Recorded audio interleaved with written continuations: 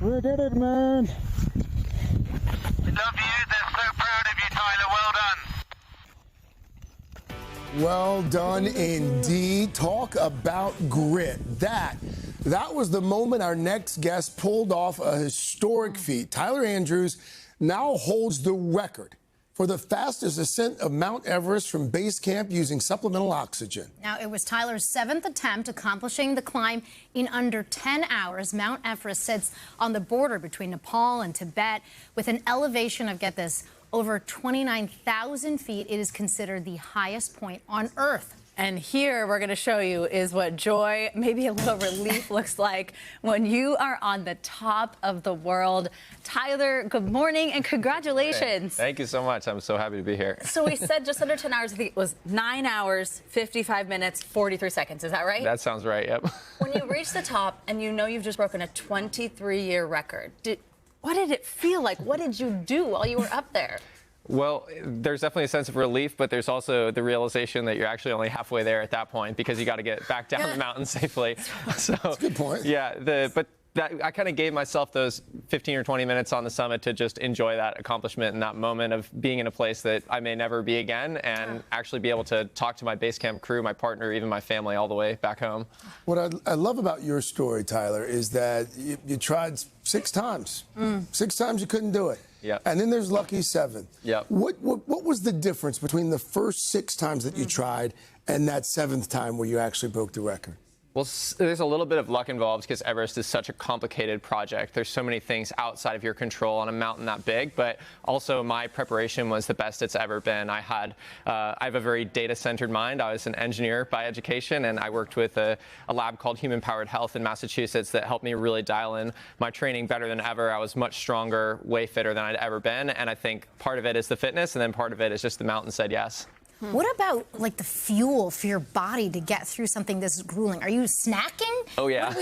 Are we fiber maxing? What are you doing to get up there? Definitely not fiber maxing. That's the opposite. No, it's a lot. You know, I treat it kind of like a marathon or an ultra marathon. So I'm taking energy gels, things like that. I did have 1 bowl of hot noodle soup at Camp 4 at like 26,000 feet. That was like the best thing I'd ever eaten at the moment. But it's a lot, yeah. Yeah. Wow. Something that's been so amazing to me to learn about what you did is, like, I didn't even know you could run part of climbing Mount Everest. I think we know a lot about it from movies and stuff like that, but how much of what we think we know is even close to reality?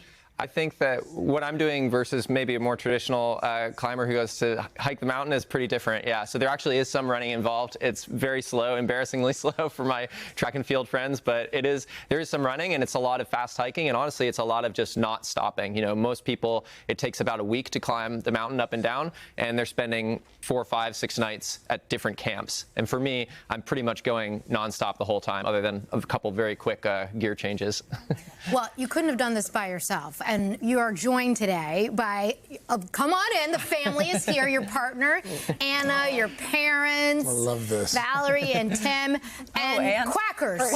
Can you tell us, what is Quackers' role in all of this? So Quackers, so when I was 6 in 1997, I was diagnosed with a rare blood disorder called aplastic anemia.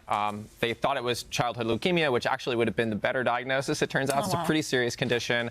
And I was very lucky that my parents were there and supportive, and I had great medical care in the Boston area, and I was able to be treated successfulily then and make a full recovery. But Quackers here was my token Beanie Baby at the time, and he's now become kind of our mascot. And that's awesome. Good luck charm, too. Yeah, exactly. Anna, you were there at base camp. What did it feel like watching your partner accomplish this? Oh, well, when he came back, he was crying and vomiting, so I was mostly relieved. True, you know what? True love. You're there for him. You're there for your man. When he came back, he was crying and vomiting. That sounds about right, yeah. That's great. That's the honest truth. That's great. It's not all. Oh, my God. Would you do it again? I would not do that one again, no. I mean, 7 attempts seems like enough to me. Yeah. I would love to go, there's a route on the other side of the mountain and climb that without oxygen, but for now, kind of just resting. Bring Quackers. You'll be fine. You must be so proud. Awesome. Tyler, thank you so much, and congratulations again Thank to you guys. and all you have support. Thanks so much. Well done. Well done. And well done to you too, Quackers.